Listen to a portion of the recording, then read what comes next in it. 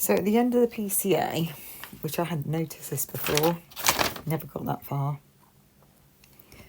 on the final page, it says that, bear with me, just bear with me. I appreciate your patience. Oh, bollocks, where does it say it?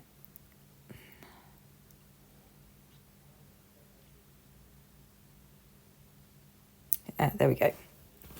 Third line. So I may as well start from the top then. Additional analysis of records for the 8458 phone indicated that between approximately 5:32 p.m. and 5:36 p.m, the 8458 phone utilised cellular resources that provide coverage to Johnson, Idaho. Okay, and the interesting thing about Johnson, Idaho is its proximity to this water here. I thought it was a reservoir. It's long for a reservoir. I always think reservoirs are like a lake. The Dvorak, please correct me in the comments. Dvorak, that's my best guess. The Dvorak Reservoir. Don't put D's next to V's. What's that about? Right. So you have to use two fingers all the time. I'm finding this rather awkward. So if you have a look, hold on. Bear with. I'm trying to get it all. There we go. Nez Perce Reservation is just below that cell tower.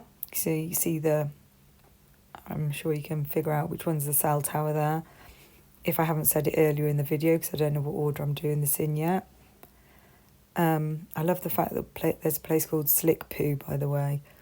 Down diagonally, left diagonally, by the other cell tower, basically. But that is neither here nor there. But then if you go here, you've got Moscow. So Moscow, Troy. But which way was he which way was he supposed to have gone? So was it Clarkston, wasn't he?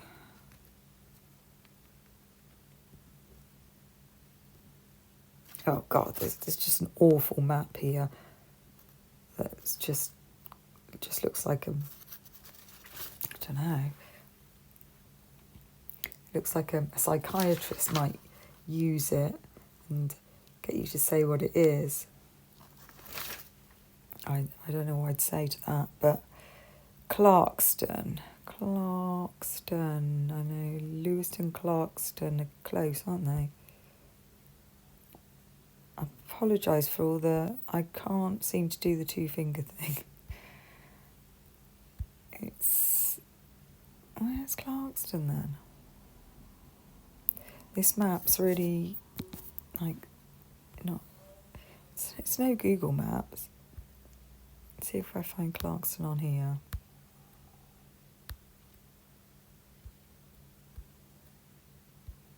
I thought it'd be closer to Lewiston. Good God.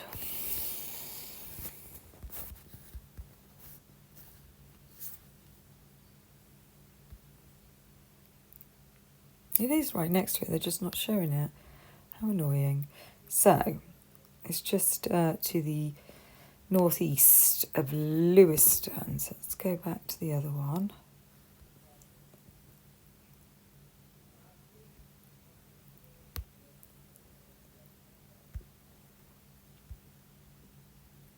It's weird that it's not on that map. You'd think it would be.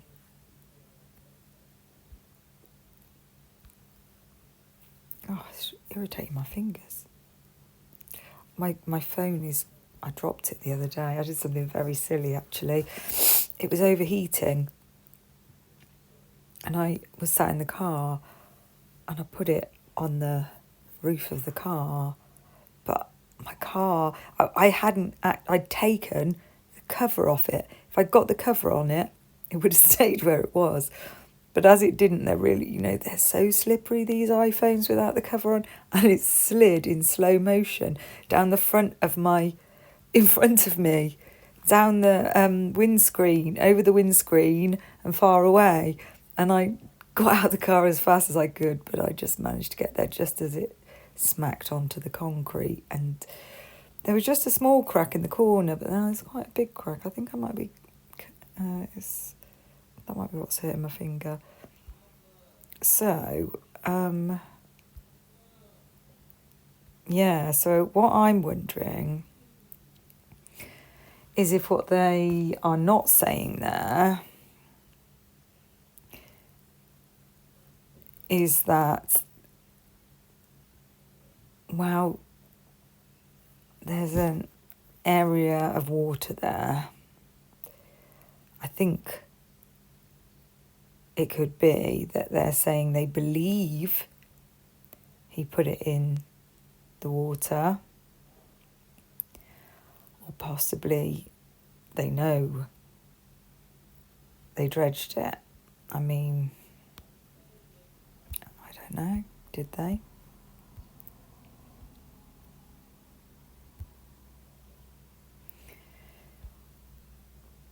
The thing is, everybody's focusing so hard on Moscow. Would they even know what's going on over there?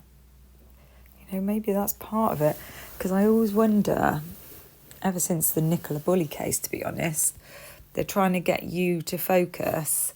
Like, why are they actually making such a song and dance, letting the media, make such a fuss of this area? And they did thank the media for their help with the situation. They couldn't have done it otherwise.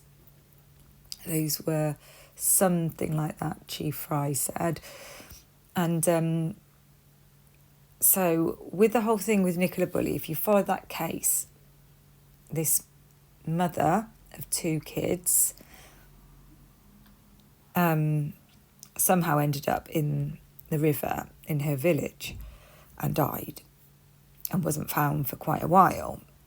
But we were all led to believe she fell in by this bench, and there was just a focus on this bench area and media going around the field by the bench and talking about witnesses over there, and focus. And it makes you think, well, when they're trying to get you to look over here, should you really be looking over there? Because there was actually a search further down the river at one point, in a place that if she had taken her own life, that would have been a more logical place to do it. There was a big bridge there. So my stomach keeps making noises, I apologise. So have they done that with this? I mean, why have they sort of allowed so much of a focus on the house? They definitely haven't discouraged it. And you don't see it in that many cases where they keep getting you to look a certain way. What's the utility of it? What's in it for them? Distraction? So, just wondering about that. But anyway, another interesting thing is, did you watch the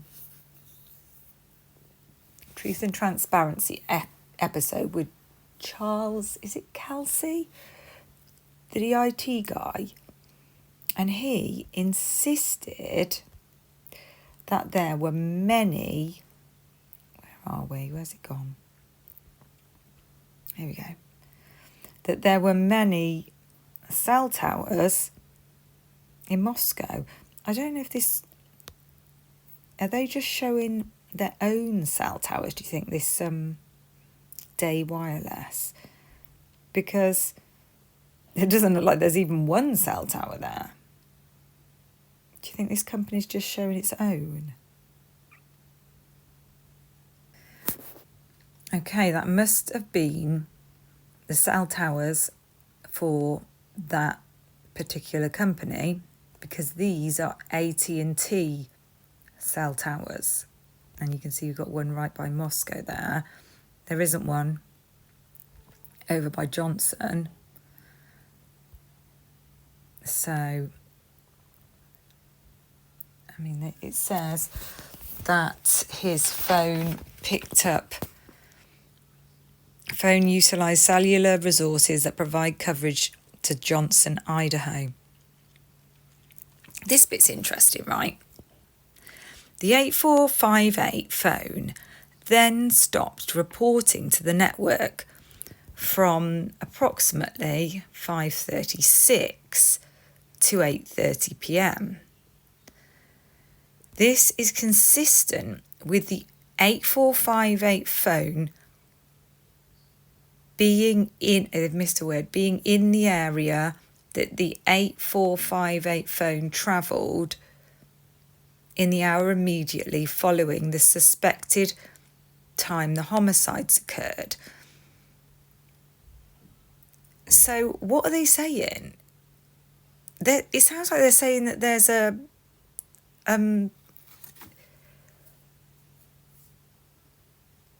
lack of network coverage in a certain area, because either they're saying that or they're saying he turned it off again going back.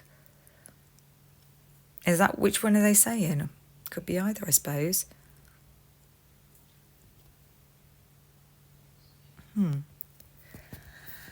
Okay, so these are the AT&T ones.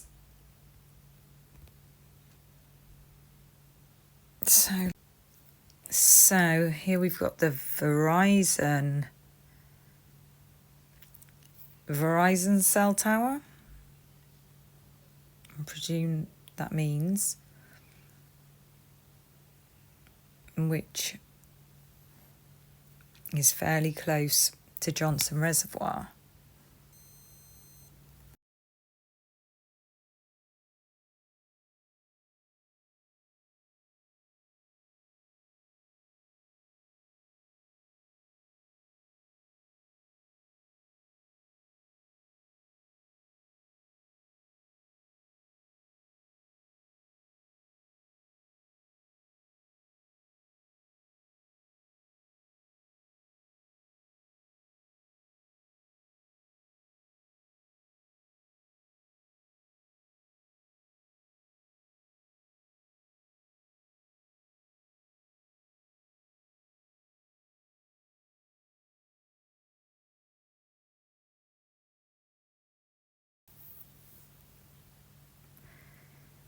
So this I got off Reddit, and it's by Ben Levitan, and he's a telecommunication expert. And these are two of the local cell towers, but from what I saw, there's more than one in Pullman.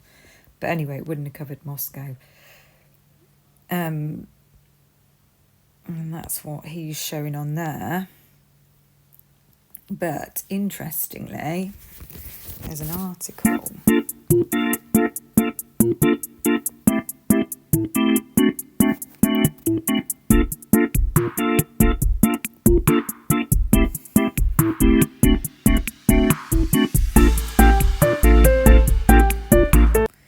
So this article, that expert Ben Levitan comments in this article, February the 2nd.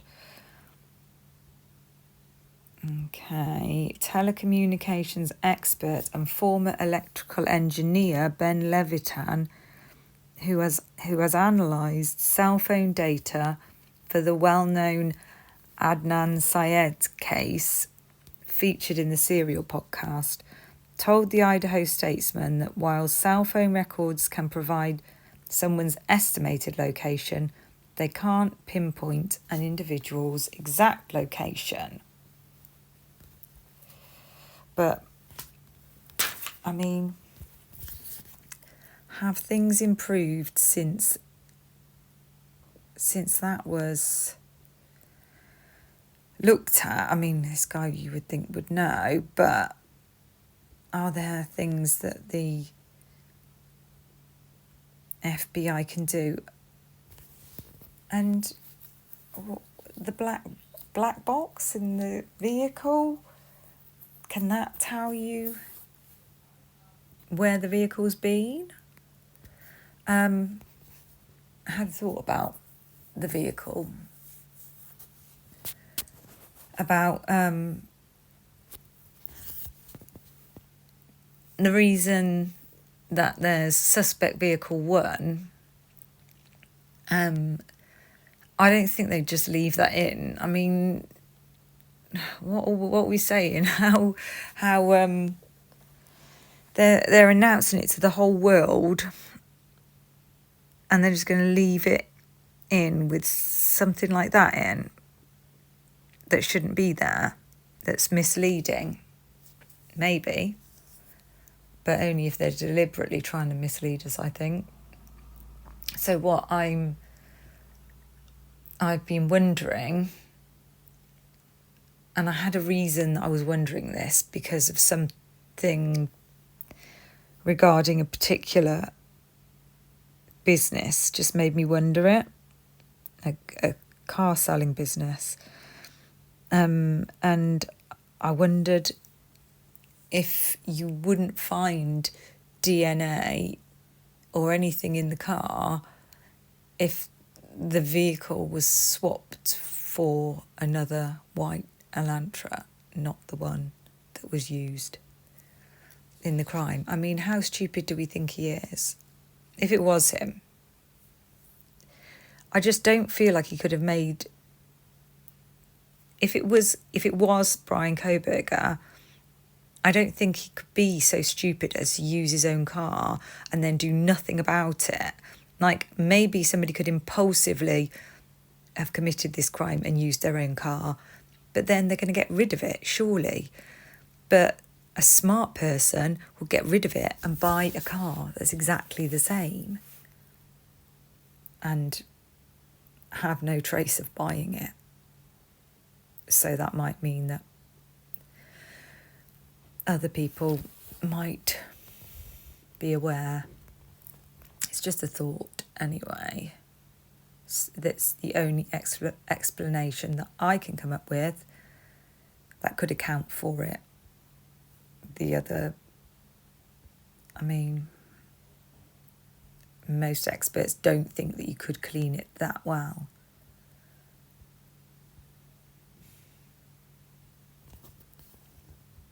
And then this is interesting. In the affidavit, the Moscow Police Department alleged that Koberger used his cell phone in the coverage area of the King Road home at least 12 times, as we know has been alleged.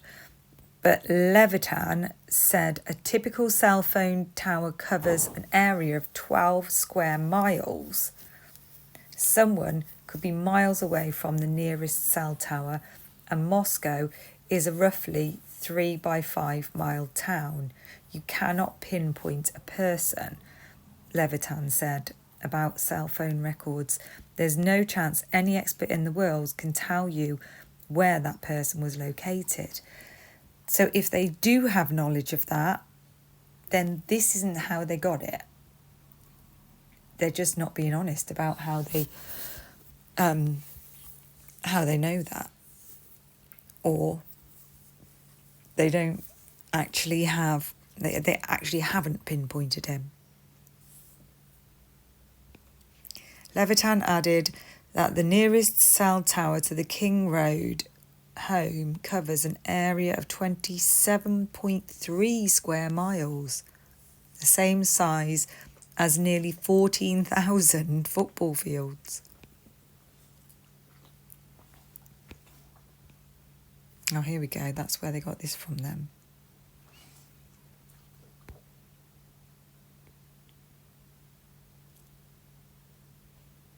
Levitan said authorities could definitely use cell phone records to tell whether a person is travelling if the individual is using their phone, because as someone moves throughout an area, the cell phone transfers from one cell tower to the next. The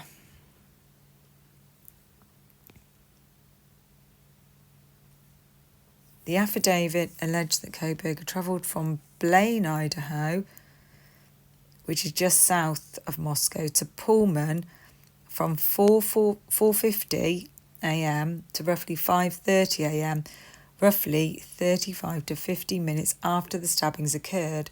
They can't get that wrong, Levitan said.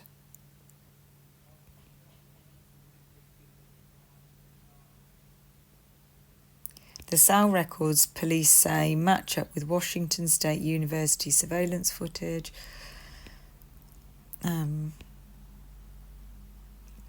Koberger's cell records never show him travelling to Moscow on the night of the homicides. Yeah, and they allege that he attempted to conceal his location because his cell phone wasn't showing up on the network from 2:47 to 4:48 a.m. But then aren't we told that something happened to the network? Which wouldn't, that wouldn't exonerate him, but is that the reason? Was there something wrong with the network? Where has that information come from? I've seen it on Truth and Transparency, but I don't know where it originally came from. That there was something, the network was down or something like that. Can anybody give me some more information on that? Oh, this is interesting as well. So you know that the police said that basically what this shows is that his phone was either in airplane mode, turned off, or in an area without service. But Levitan said it's impossible to know for sure that Koberger turned off his phone unless someone called Koberger during the 2-hour period, and the call records showed that his phone went straight to voicemail.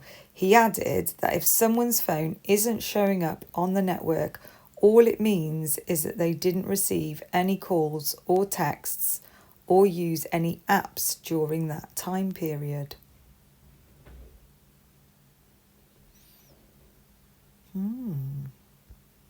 How many cell towers are in Moscow? A list provided by Levitan, which he has gathered from his years testifying in various cases, showed a total of 4 cell towers in Moscow. That is what Charles Kelsey said, I think, including the nearest one to King Road, which is along Paradise Creek Street. So why is that picture only got 2 cell? That looks like it's got 2 to me. Oh, there's 2 circles.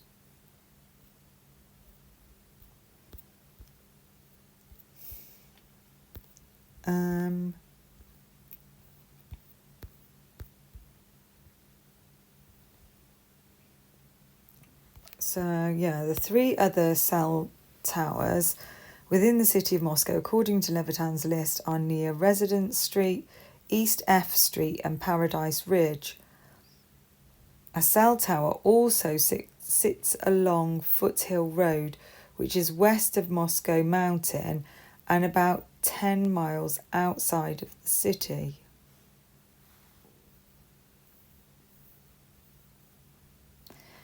The Federal Communication Commission doesn't maintain a complete national database of cell towers. The database that the FCC does maintain includes cell towers that are primarily being used for broadcasting, and phones are over 200 feet or are within the glide slope of an airport. I don't even know what any of that means. But the FCC's database only shows 2 cell towers within city limits. Well, that database I just looked at didn't even look like it had 2.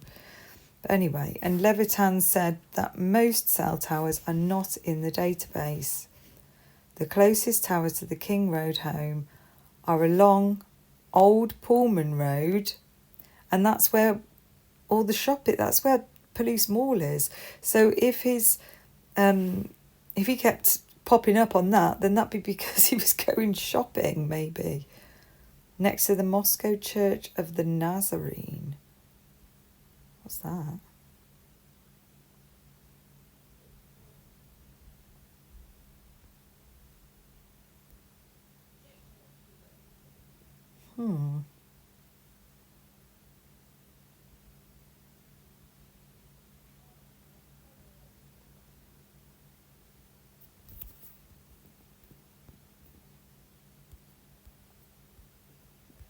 Right, so it's just talking about when they put the cell tower there.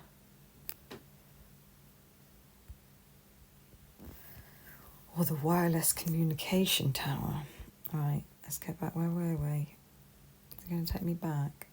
Yes. Knows I've got bad knees. How does it know I've got bad knees? It's my ankles that are worse, so it's not accurate, to be fair. Both of these structures are roughly 2 miles from the off-campus house. The nearest cell tower from Levitan's list is a little over half a mile from the King Road. AT&T, which is the provider for Koberger's phone, declined to comment and suggested the statesman reach out to the Cellular Communications Industry Association. The association also declined to comment. How reliable are cell phone records in court?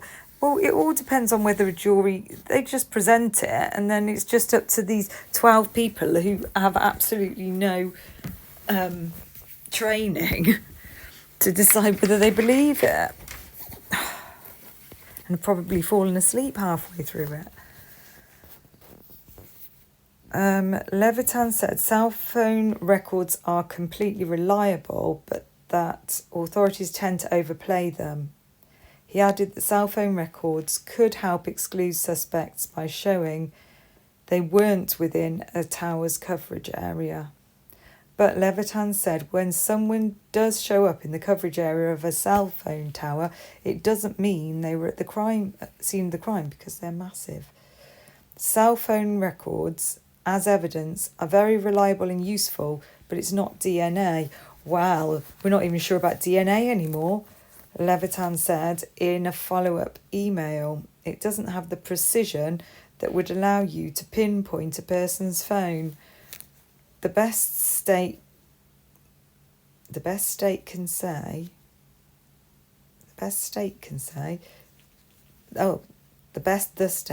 my bad. Sorry, I don't know what's going on with it, with my reading. My apologies. The state, I think it's because it's not capitalised, to be fair, can say is that that's my excuse and I'm sticking with it. Right, carry on. Is that this phone was in a 27 square mile area that includes the crime scene. That includes the crime scene 12 times. Well, according to this guy anyway. Oh, I don't know. I just wonder if there's... Because there's always new technology and new things. And I kind of got a feeling that they were already tracking him for some reason. But I don't know. So I could be very, very wrong. There we go.